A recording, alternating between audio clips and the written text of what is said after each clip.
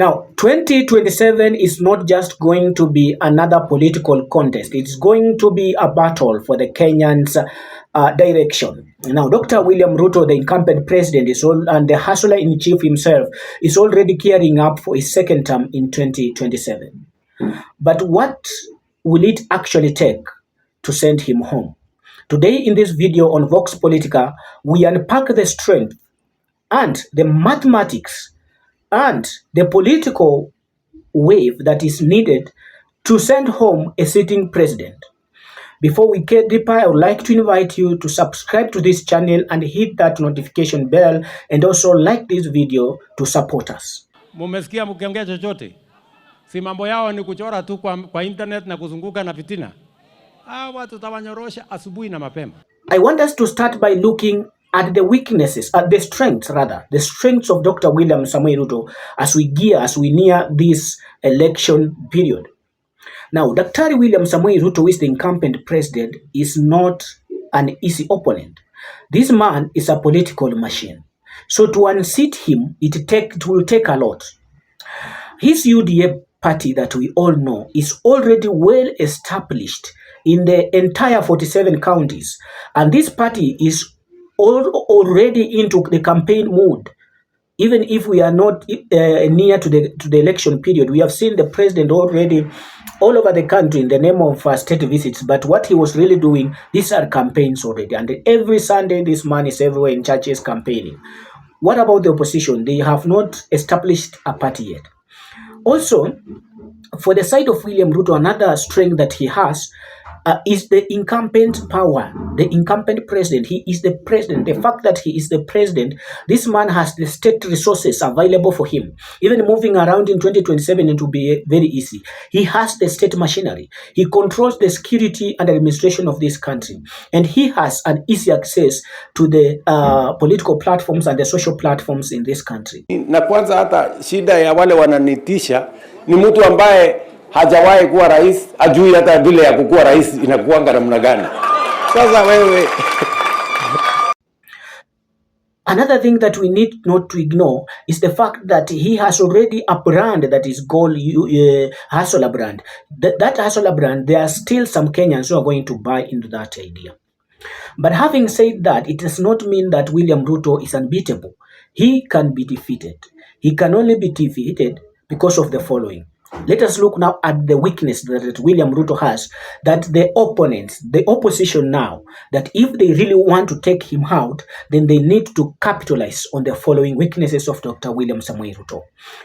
Let's look at the crisis of living, the hardship, the hard cost of living. The cost of living crisis is really biting very hard, and it's biting every Kenyan, starting from the rich to the poor. It is biting very hard. Another thing that is a problem with Dr. William Ruto, the hustlers and the mamambogas that he championed for when he was really campaigning for this president that he is really occupying right now. These mamambogas and hustlers now feel betrayed. They don't have any trust in him. They feel like he let them down. He lied to them. So they will not be there to give him the support. Not forgetting about the tax hikes that are in the country. Everything has been taxed. The cost of living has gone up. Taxes on employees, taxes on everything. So, and also the fuel prices have really gone very, very, very hard. And to back on that is that the youth who are the majority of this country are restless, and they are not buying into his idea anymore. Atembea sitembee, ni muongo si muongo. Nani ameharibu uchumi? Nani ameiba mali ya Wakenya? Nani ameua watoto? Nani amehangaisha Wakenya? Nani anasumbua watoto wetu wa shule? Aende asiende? Aende asiende? Wangapi wanasema Kasongo aende?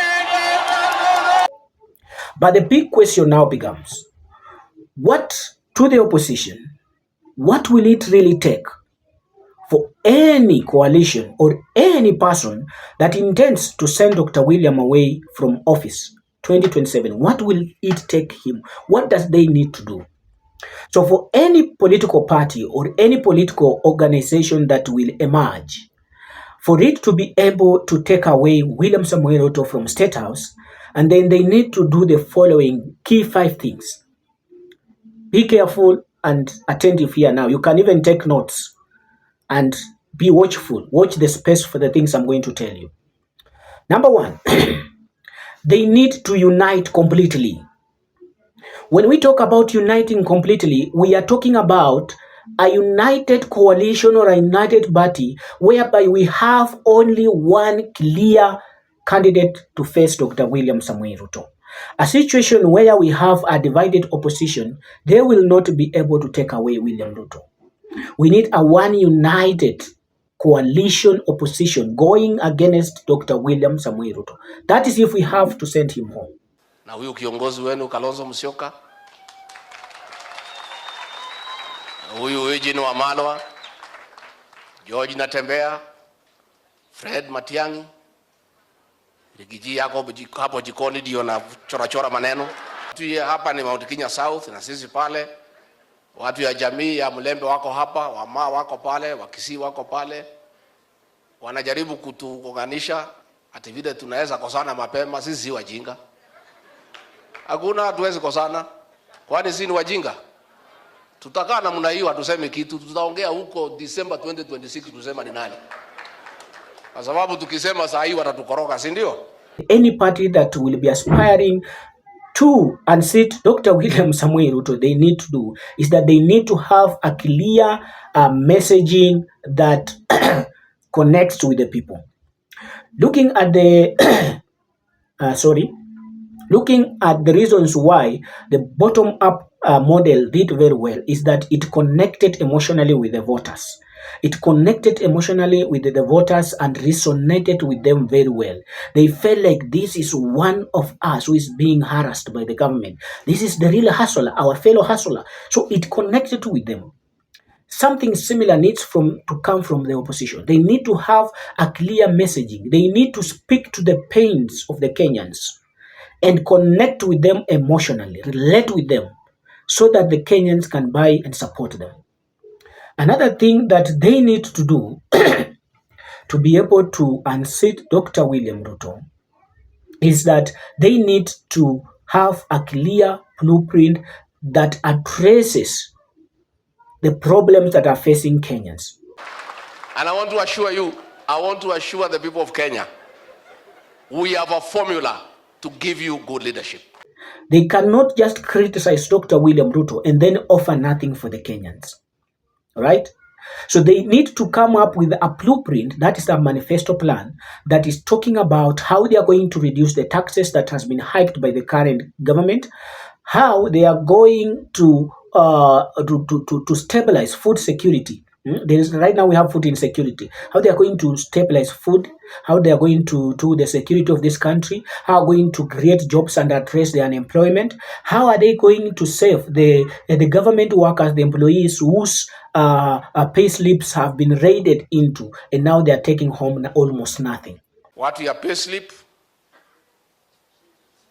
si mambo yenu imeharibika. The pay slip has been raided. Tuliambiwa tutaweka pesa mfukoni, ile kidogo ilikuweko ikafanya nini? So they need to come up with a clear blueprint of their plan.